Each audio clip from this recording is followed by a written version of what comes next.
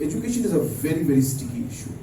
And whatever processes or decisions we make, the impact of those decisions to come into effect or see the result of it takes years, if not months. So therefore, I still maintain my stand that the reform process is on.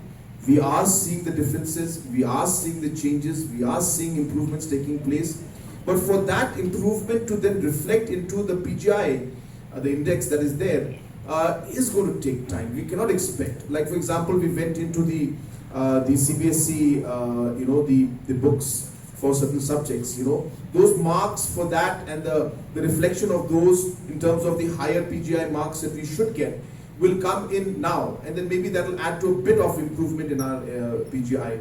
I'm totally agreeable that yes, we are very disappointed that we are not able to increase our ranking. But I can tell you one thing: it's not that we are giving up in any way. This is a big challenge for us, and I can assure you that we will, with these kind of reports that are coming in, it just makes us want to work even harder, and we will continue to work hard to ensure that we will turn this around. And I'm very confident that with the team that's working right now, with the kind of results we are seeing, the interventions that we're doing, in spite of the massive challenges that are there, these results will improve. We will do better.